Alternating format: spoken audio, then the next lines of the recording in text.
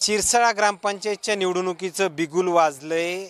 शिवसेना शिंदे पक्षाचे नेते नसीब शेख माझ्यासोबत आहेत. ते मागच्या वर्षी देखील निवडणुकीच्या रिंगणामध्ये उतरले होते. आता त्यानंतर परत ही निवडणूक लागली आहे. काय नसीबजी परत निवडणुकीच्या रिंगणामध्ये उतरला आहेत? कोणते मुद्दे असणार आहेत तुमच्यासमोर? तसं तर सिरसाडा ह्या गावात बरेच काही मुद्दे आहेत. सिरसाडा हा गाव परळी तालुक्यातील सर्वात मोठा गाव आहे, सर्वात मोठी बाजारपेठ असणारा गाव आहे. आणि सिरसाड्यातले समस्या जर तुम्हाला बोलायची असेल तर समस्याचा पाडा जर वाचायला सुरुवात केली तर न संपणारा पाडा हे सिरसाड्याच्या गावाच्या समस्या आहेत. आजपर्यंत ज्या कोणी ह्या सिरसाडा ग्रामपंचायतला पद भोगलेत किंवा सिरसाडा ग्रामपंचायतच्या माध्यमातून गावाचा विकास करण्याचा प्रयत्न केला किंवा त्यांना करता आला नाही, ते आम्हाला त्यांचे मागील काही विषय न काढता आम्हाला पुढं काय करायचं, कशा पद्धतीने लढायचं, लोकांना काय आम्हाला करता येईल, त्या पद्धतीने आम्ही निवडणुकीच्या रिंगणात आहोत आणि ही निवडणूक लढवित आहोत. सरपंच पदाचा विषय थेट न्यायालयीन प्रक्रियेकडे जाणं, तुम्हाला यावरून काय वाटतं बरं? आता त्या विषयावर न्यायालयाच्या निकालातच आपण सगळेजण स्वागतच करू, मात्र त्याकडे तुम्ही कसं पाहता? नाही, सध्या सरपंच पद हा जनतेतून आहे. जे सरपंच ह्याच्या आधी अनवर निसार पट्टेदार हे सरपंच होते, त्यांचं राष्ट्रवादीच्या ग्रामपंचायत सदस्यांसोबत जमलं नसेल, जुळून घेता आलं नसेल किंवा त्यांना काय काम सांगितले असेल, त्या पद्धतीची अनवर पट्टेदार ह्यांची मानसिकता नसेल बहुतेक की मला ह्या पद्धतीचे काम करायचे नाही किंवा हे काहीतरी वेगळे काम सांगत असतील, तर अनवर पट्टेदारांना कसं गोत्यात आणता येईल, कशा पद्धतीनं त्यांना ह्या चक्रव्यूहात अडकवता येईल, अशा पद्धतीचे प्रयत्न झालेले. त्यामुळं ही लढाई जी आहे न्यायालयात गेली. आता न्यायालयाला जे योग्य वाटलं त्यांनी ते निर्णय दिले, परंतु ते व्हायला नको होतं. जर झाला असेल त्याच्यापुढं आता निवडणूक लागली तर ठीक आहे, संविधानाच्या मार्गाने आम्हीसुद्धा ह्या निवडणुकीच्या प्रक्रियेत आलो आणि आम्ही ही निवडणूक लढणार आहोत. खरं पाहिलं तर ज्यावेळेस हे सगळे न्यायालयीन प्रविष्ट प्रकरण होतं, मात्र त्या दरम्यान ग्रामपंचायतचा पूर्ण विकास कामं जे आहेत ते ठप्प झालेले होते असं वाटतंय का? नाही, जेव्हा अनवर पट्टेदार ह्यांचं पद रिक्त झालं किंवा न्यायालयाने त्यांना तशी बंदी घातली, पुढील निवडणूक घ्या म्हणून जेव्हा न्यायालयानं सांगितलं, त्यानंतर जी बॉडी कार्यरत आहे त्यांच्या माध्यमातून उपसरपंचाच्या हातात कारोबार होतं. उपसरपंच त्या पद्धतीनं त्यांना जसं वाटलं त्या पद्धतीनं किंवा त्यांच्या बॉडीनं काम केलेलं आहे. आता त्यांचे झालेले काम आपल्याला त्या लोकांना सांगण्यापेक्षा, लोकात त्यांच्याबद्दल बोलण्यापेक्षा, आपल्याला ही सरपंच पदाची निवडणूक लढून जिंकून येऊन आपण गावासाठी काय करणार आहोत हे विजन घेऊन आम्ही आलेलो आहोत. कोणकोणते महत्त्वाचे मुद्दे असणार आहेत जेणेकरून त्या विषयावर तुम्ही चर्चा करणार आहात आणि लोकांमध्ये जाणार आहात? खरं तर सिरसाळा हा गाव 18 पगड जाती धर्माचा गाव आहे. ह्या गावात जातीवाद नावाला नाही आहे, परंतु ह्या गावातले जे मुद्दे आहेत, ह्या गावातले जे समस्या आहेत, सर्वात मोठा मुद्दा ह्या गावातला असा आहे की हा गाव 99% गैरांमध्ये असलेला हा गाव आहे. आता शासनाने कित्येकदा असे GR काढले की जे लोक 1980 पासून 84 पासून 2011 पर्यंत अतिक्रमणधारक असतील, भोगवटाधारक असतील, त्यांना मालकी हक्कात घेऊन या. परंतु आजपर्यंत ह्या गावाचं दुर्दैव आहे की कुणीच ह्या गावाला मालकी हक्कात आणण्यासाठी कुणीच प्रयत्न केला नाही किंवा करत नाहीत. जमेल तशा पद्धतीनं हे लोक आपल्या पद्धतीनं कामं करतात. लोकांना भोगवट्यातच ठेवलं आहे, मालकीत आणण्याचा प्रयत्न केला नाही. जनता अडचणीत नाही, हे लोकसुद्धा जे ग्रामपंचायतमध्ये आत्तापर्यंत पद भोगलेत, जे ग्रामपंचायत सदस्य आहेत, आजी माजी जे सरपंच होऊन गेलेत, त्यांनी ह्या गावाला मालकी हक्कात आणण्यासाठी प्रयत्न केला नाही. त्यामुळं हा गाव विकासापासून कोसो दूर गेलेला आहे.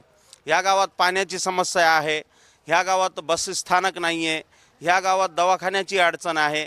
खरं तर पाणी पुरवठ्याचा तुम्ही विषय घेतला आहे. मध्यंतरीच्या कार्यकाळामध्ये जे काम झालं होतं त्या नळ योजनेच्या माध्यमातून हवं तसं पाणी मिळत नाही असं म्हणावं लागतं. काय माहिती का, ज्या लोकांनी ग्रामपंचायतचा कारभार केलाय तर त्यांना ती कारभार योग्यरित्या हाकता आला नाही. ह्या गावाचं नियोजन पद्धतीनं काम केलं गेलं आणि नियोजन लावून जर काम केलं गेलं तर ह्या गावात पाण्याची समस्या राहणार नाही, रोडची नाही, नालीची नाही. परंतु नियोजन नाही. जे ग्रामपंचायत सदस्य ह्याच्या आधीचे आहे ते त्यांच्या वार्डात जिथं ते राहतात तिथंच काम करतात, त्यांना जिथं वाटते तिथंच काम करतायत. जनतेचे समस्या ऐकून काम करण्याची त्यांची मानसिकता नाही. आता पाणी कुठून येते?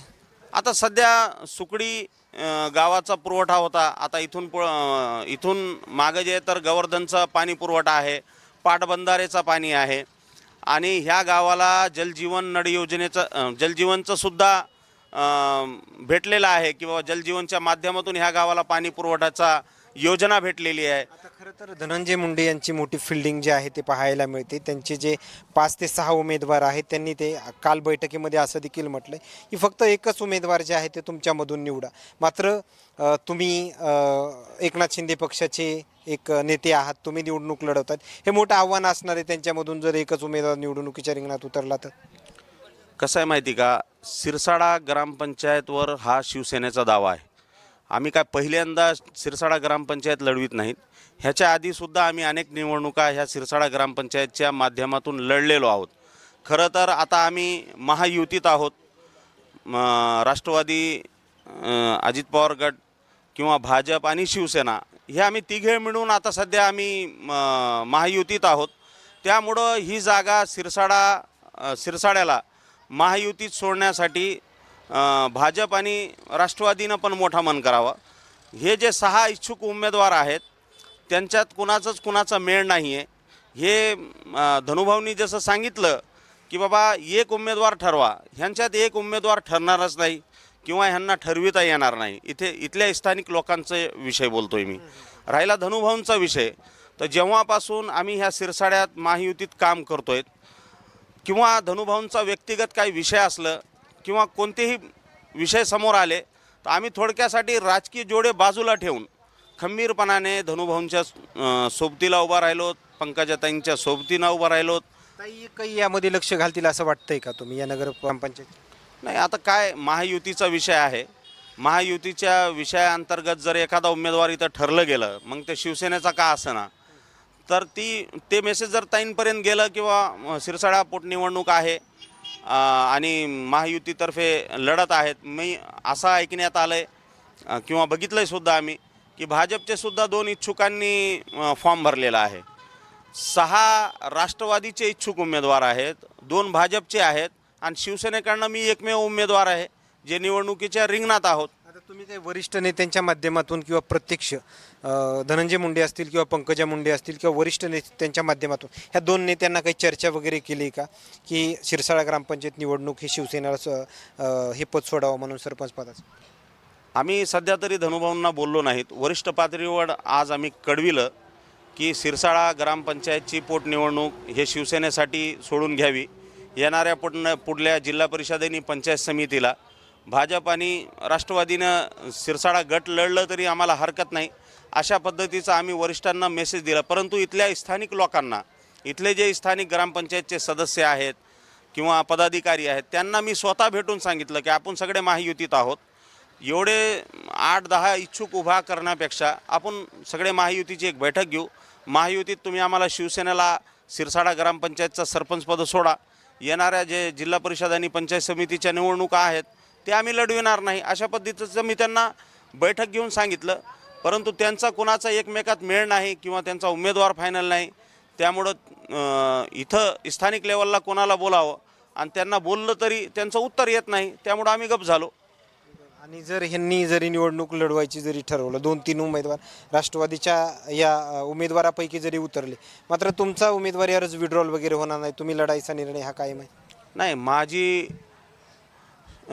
सिरसाडा ग्रामपंचायतची पोटनिवडणूक लढण्याची जी इच्छा आहे ते जेव्हा आमचा प्रोग्राम डिक्लेअर झाला तर त्याच दिवशी मला पक्षाने घोषित केलेलं आहे की शिवसेनेची सिरसाडा ग्रामपंचायत आहे आणि ही सिरसाडा ग्रामपंचायतची पोटनिवडणूक शिवसेना लढणार आहे. त्यामुळं माझा फॉर्म विड्रॉल होण्याचा काय संबंधच येत नाही अर्थार्थी. हां, जर त्यांनी मोठं मन करून महायुतीला जर शिवसेनेला ही जागा सोडली तर त्यांचं स्वागत आहे. धन्यवाद. या ठिकाणी पाहिलं गेलं तर नसीब शेख यांच्या आलेल्या प्रतिक्रिया, काल धनंजय मुंडे यांच्या उपस्थितीमध्ये झालेली शासकीय विश्रामगृहावरती बैठक, आणि आता राष्ट्रवादीकडून कोणता उमेदवार नेमका फिक्स होईल, 5 उमेदवार हे माघार घेतील का, 1 उमेदवार ठेवला जाईल का, हे पाहणं तेवढंच महत्त्वाचं ठरणार आहे. मात्र या शिरसाळा ग्रामपंचायतच्या निवडणुकीमध्ये एक चांगली रंगत येणार असल्याचं देखील पाहायला मिळतंय. धनंजय मुंडे यांचं खास करता देखील लक्ष या ग्रामपंचायतच्या निवडणुकीवरती असेल, आणि त्याचबरोबर आता शिवसेना पक्षाचे वरिष्ठ नेते या ग्रामपंचायत या निवडणुकीकडे कशा पद्धतीमध्ये पाहतील, त्यांची या ठिकाणी छोट्या मोठ्या सभा किंवा प्रचार रॅली दरम्यान ते सहभागी होतील का, हेही पाहणं तेवढंच महत्त्वाचं ठरणार आहे. कॅमेरामॅन रवींद्र शेफसोबत सूर्योज मीडिया, शिरसाळा, बीड.